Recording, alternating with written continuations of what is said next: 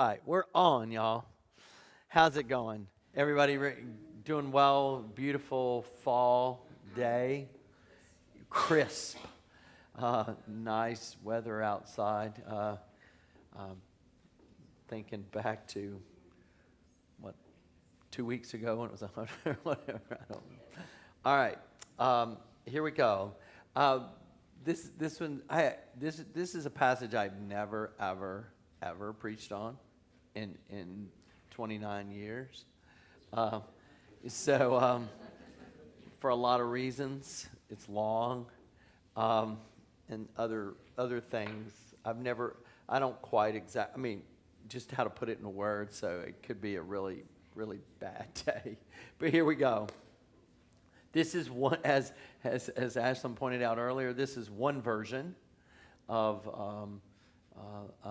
what we call the Ten Commandments, and there is another version in Deuteronomy, right?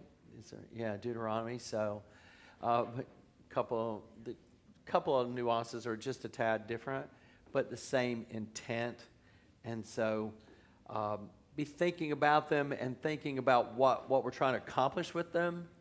And as you listen to them, think about what we think we know about them, and what you hear today. Favorite story about the Ten Commandments, which it's not so much now, but I don't know, 10, 15 years ago, probably even longer than that. There was this real push to get them put up in places, in public places, and politicians were doing, yeah, we've got to have these, and then you have this whole interaction with Stephen Colbert, as goofy as he is, with one of the, I think the guy was from Louisiana. He was a congressman from Louisiana. He goes, this is important. We need these. And he goes, we do we? Good. Name them. And the guy goes, what? He goes, the Ten Commandments, they're really important. You just said they were. What are they? And he got 2 of 10. and so it's like, yeah, they're real important. And so which is like, yikes. So I find, and so sometimes they get misused. And in that case, totally so. But it was just, there you go. Here it is. And then it makes me go, oh my gosh, do I know them?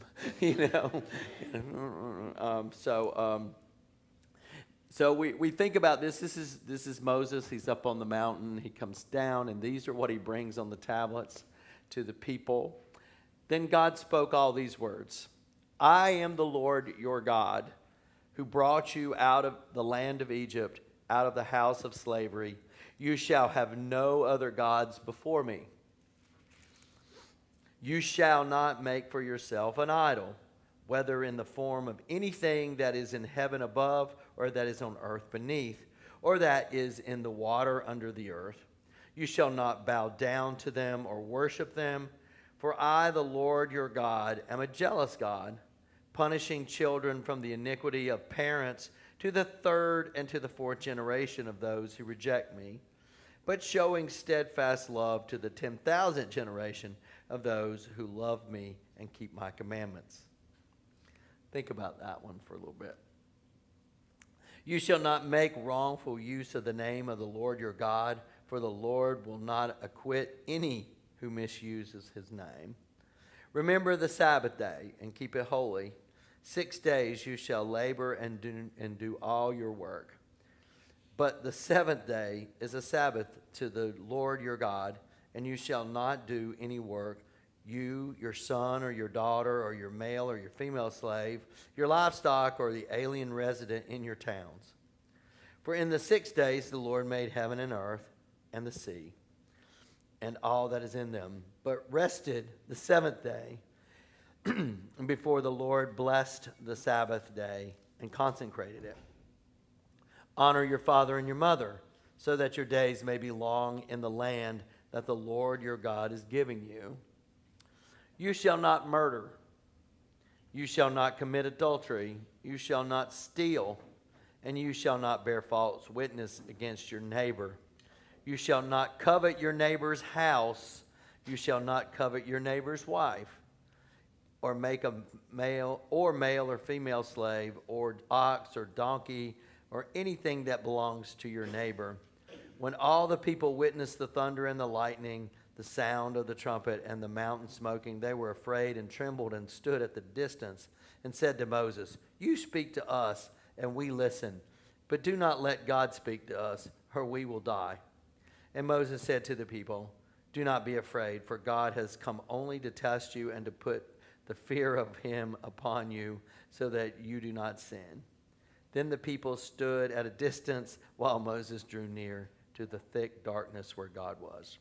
Oh, that went over a verse there. I'm sorry. My bad. But I like that verse. It's kind of cool. The thick darkness where God was. Oh, sounds ominous. Okay, familiar? Yeah, good. It's like, no, this is new to me. Okay.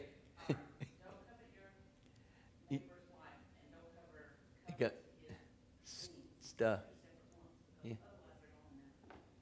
Well, no, it's don't you covet. The covet is. Oh boy. Here we go. I know I'm getting this look from Deb because she knows what I'm about to say. Yeah.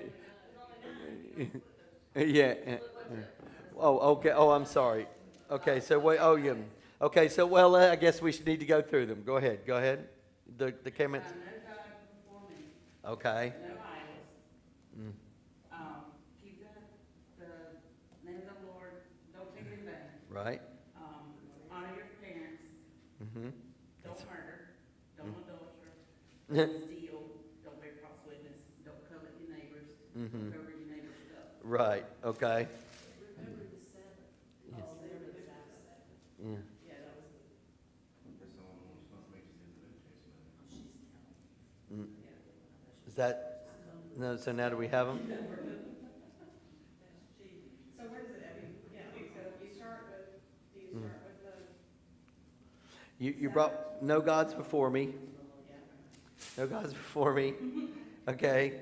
Make no idols. If we have them up in here, we can say. Yeah. Right. Oh, you're right. Yeah. Thanks a lot. Okay. So what am I missing here?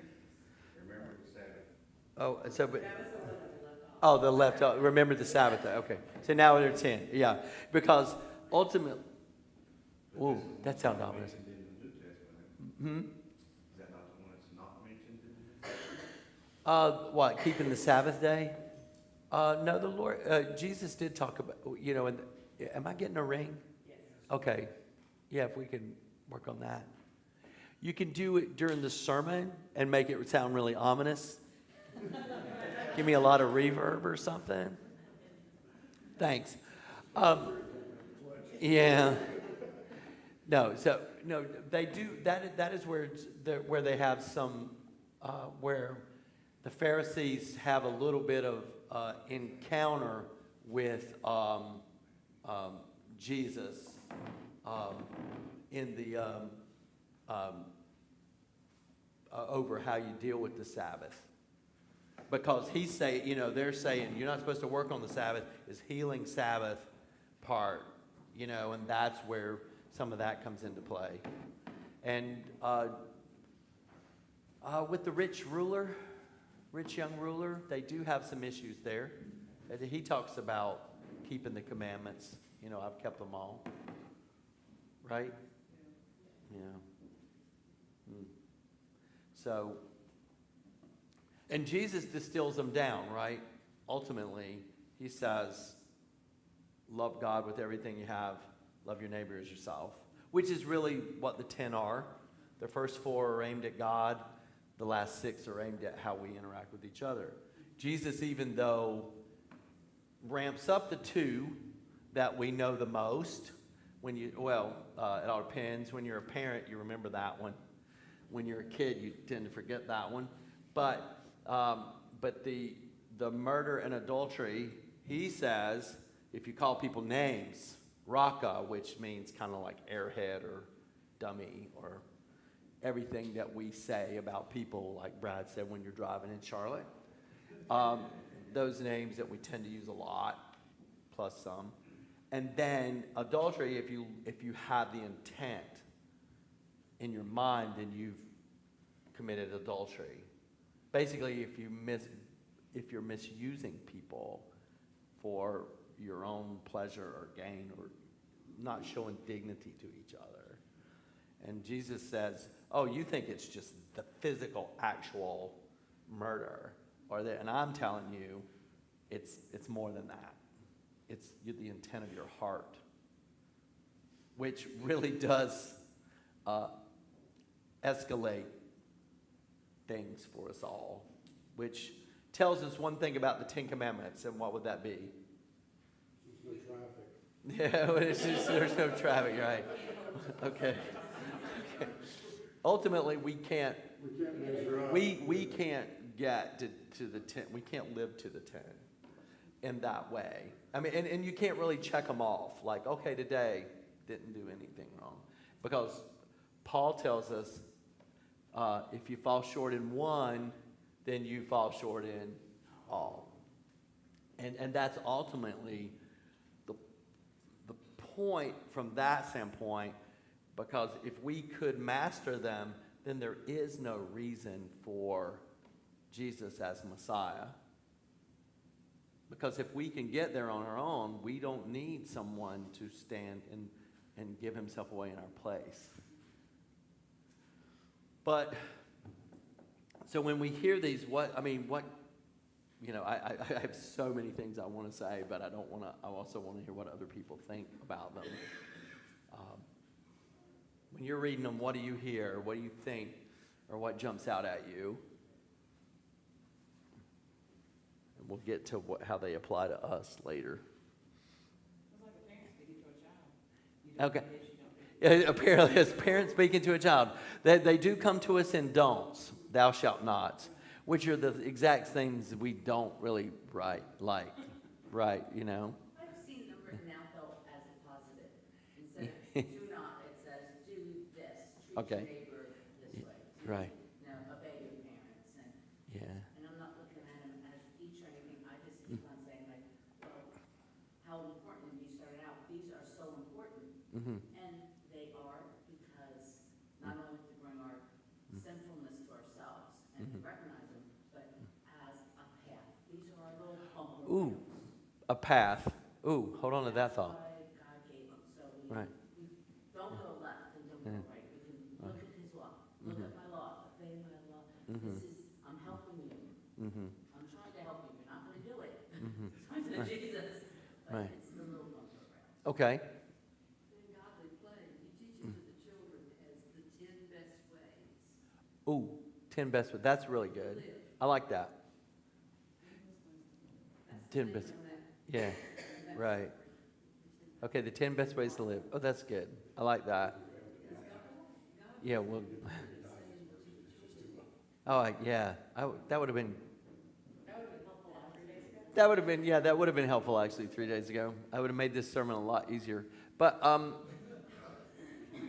well, seeing that it's taken me 29 years to get to this passage, you know, and those years before when I was a student, when we were preaching all over the triangle area, you know, filling in for people, I always dodge this one. I'm like, man, this is so long. Why have I dodged it? But, well, first of all, I think it's just so much content. You know, like, some of my friends have broken it. They do series now, and I'm not a series person.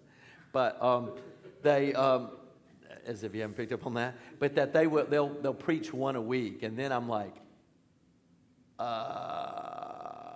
not talking for 20 minutes on adultery. I'm just not. And so, too many years growing up with Jim Baker, you know. But that's just not my, and so that's been that. And also, I think because when we approach these, we come across with them in such a legalistic way.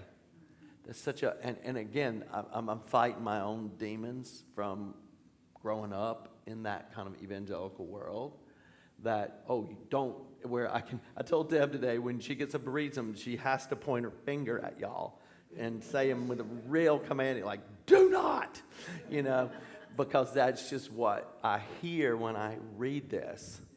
Except for this past week, I kind of bumped into some articles and I remember my undergrad Hebrew professor who would always say, the word law here is not a great word. The word instruction is a much better word for how this is their instruction. There's more the 10 best ways to live. That this people, they're trying to be a people. And how do you function as a community to worship God? And how does that play out in reality?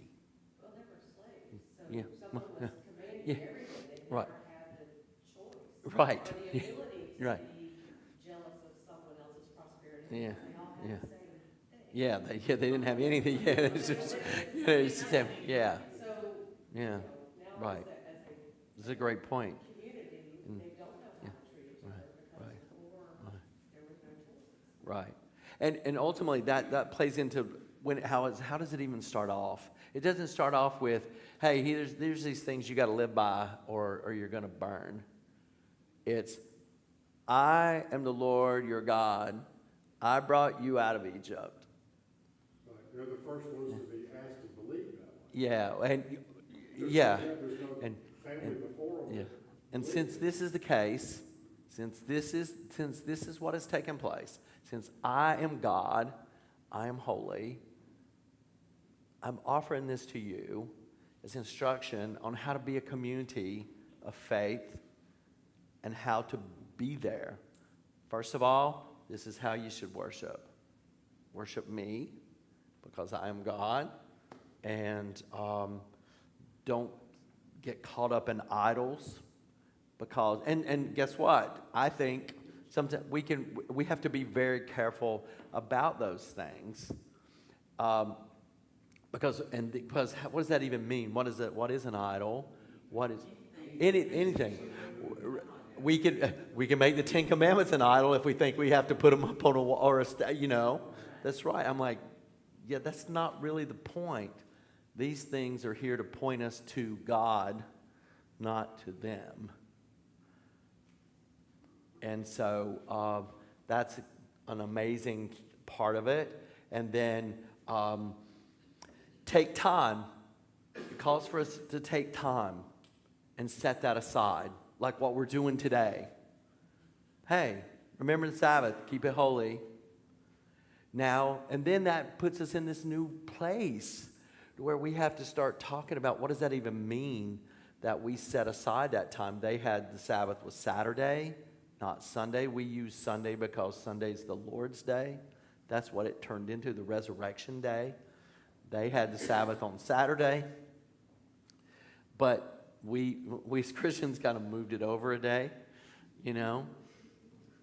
But then again, I mean, I have friends who now we use this language in the church as pastors. Well, I'm taking Sabbath that day. And I go, you mean like that's my day off? Well, it's Sabbath day. I was like, yeah, like it's my day off. Yeah, it's Sabbath. Okay, whatever. Friday is my day off, y'all. Okay? And sometimes, yeah, you're going to see me here on Friday because, like everybody else, sometimes you just got to do stuff on your day off. It's just the way it goes. But the other notion of that is instead of being legalistic and going, okay, this is my day off. I don't do anything church. I don't think about anything about that. And I just do this. But it's this notion, do we take time? Like this is calling us to do, to set aside, to be holy, to worship together. And that's the important part of, I think, all of these. That it is this call of these instructions and kind of boundaries that help us worship God and how we live that out with each other. And I think that's the most important thing of all 10 of them, is that how do we worship God and show dignity for each other and ourselves? Worshiping God takes the most weight though here, Mm-hmm. because he spends a lot more time talking about the Sure. first four things. He does. A little bit more Yeah. honor your father. Mm-hmm. Yeah. And then what happens too is by the time Jesus comes around, these 10 have expanded into 613. Why? Because suddenly we have to start discussing, well, thou shalt not murder. Well, what does that mean? It's not thou shalt not kill, which people, but what does it mean? I mean, so the guy's riding along in his chariot, he accidentally runs over somebody, that person's thou shalt not murder, you've murdered. And it's like, oh my God. And then right. And then it gets down to, okay, I know just not what it, so we have to, so all of a sudden it expands to what does that even look like? And Jesus does the same thing when he says, oh, you think commit, thou shalt not, you've heard of that? Oh, let me tell you, when you start calling people names, you've actually murdered them. Oh, yeah. Yeah. mentally abused, you keep telling someone Mm-hmm. something Yeah. long enough, they believe it. And if Right. it's negative, Right.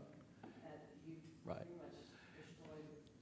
And so ultimately, what we're saying is, how is it these commandments, if that's what we want to call them, how is it that we worship God, and how does that play out with how we treat each other? We don't want to mistreat our relationships with people, so therefore we don't abuse relationships with false witness or stealing or coveting people's stuff. It teaches us that, if you really want joy in your life, if you want joy in your community, you kind of learn to be content with what you have, because it leads to other things if you don't. Not, boy, you better not do this because I said so there, And I know all of us parents have said, when our kids said, well, why should I have to do this? Because I said so, that's why. Candace heard that a lot. From Debbie. No, from me. From me. From me. But the notion that, this is, if you want real joy in your life as a community, this is how you need to interact. And so I think that's what makes these, oh gosh, we're running out of time here. So, and again, I say, but we also have to look at them in a new light, because we don't look at, somebody said, well, here it says you don't covet your neighbor's wife, and because it was listed amongst the rest of the property. We don't look at women as property anymore, right? Yeah, good. I heard that. But I mean, so or as children as property either in that way. So, but it does call us to think about how this relationship, our relationship with God, who brought us out of Egypt, who brought us out of our slavery, or brought us out of our sin, brought us out of this situation to bring us to the promised land. How is it while we're marching there that this worshiping of God plays out with each other too? When I was a kid, I heard the golden rule more than I heard the 10 Commandments. Yeah, And that's wraps up part of these. it does. Yeah. I think Jesus does distill them down when he does say, love God, love your neighbor. Because this kind of plays out with how is it you love your neighbor, or your even people you don't know? It's that we don't go around mistreating each other this way. And that does make for a more joyful society and community.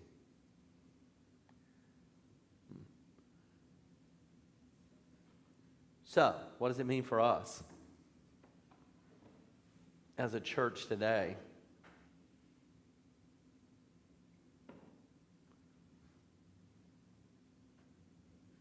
Very good. I think it's sort of like what Lisa said about the bumpers, Mm. the bumpers on the Mhm. side. It still, it gives us Mm-hmm. direction Mm-hmm. and reminders, Mm-hmm. and we're inundated with information all day long. Mm-hmm. And so if we can stop for Mm-hmm. a moment and look at that, you know, then we have then we have a chance at least to get, to either stay on the right path or get on the right path. Mm-hmm. Cool. Knowing all at the same time that we can't keep them strictly. When they narrowed it down to two, it's still extremely hard. That's I mean, right. it is, I mean, Yeah. I'll joke, it is hard Right. to love someone that did you wrong or something, Right. you know. It is. Well, It no, is. I mean, it's different. Yeah. It's also hard to keep the Sabbath because Ooh. society's drilled it down to 2 hours on Sunday. That's right. Yeah. Because things are open and you're Yeah. expected to work and the Yeah. society has changed, so it's not a day anymore, I love that. it's 2 hours. Right. Or And 2 hours in the south. yeah, it's just and here's another funky notion about that, which I've always found interestingly humorous, is that you have people who go to church and then they go out to eat and go, well, I'm not cooking today because, I'm keeping the Sabbath holy. Well, I don't care about these slubs back there. Would you hurry? Hey, could you pick it up? Pick it up. It's a little, you're being a little slow. It's like, huh, yeah. When I was Interesting. working at my mother's church, I would get there about 7 and stay till 3. Uh-huh, I was yeah. working on, Yeah. children's ministry. Mm-hmm. And somebody said to me one time, talking about what your friend said, Mm. you need to find your own Sabbath. Yeah. I don't have time. Yeah. don't have time on Sunday. Right. So Mm-hmm. you have to find another day to be set aside. for Right. God. Mm-hmm. And that's hard to do. I think we cleared that up in Matthew when he said, Yeah. would you not do good on, Yeah. would you not do good on the Sabbath? I do think the ultimate aspect of the setting aside of the Sabbath is that we do take deliberate time that we set aside to do worship together. And I think that's a really important part of what it calls us to do. And I think ultimately, as I wrap up with 3 minutes, that this is what it's about. It's not even so much about the do's and the don'ts. It's so much more about who we are as a community of people, which means it's something we have to do together, always. That we worship God together, and that we of course we take time apart and worship on our own. But these commandments, these governing moral code that we've been given, kind of says, hey, it was always intended for something we do in community. In a world that seems to be so much more apart from each other, even when we're close to each other. Well, see, that's one thing that's really important is, on your own, is that united we stand, divided we fall. Right. By ourselves, Mhm. we may not be able to resist some of this, but in our community of believers, Mm-hmm. we have that strength. Right. Which means it's a risk too, because when we get around people, they are, difficult. Me included. All of us. We can be difficult, and so then people go, yeah, well, I don't want to be a part of a church because they're. Yeah, all those hypocrites, right? And it's right, and then I'll go, and when someone says that to me, I go, "You're right, I am," and so are you, by the way. But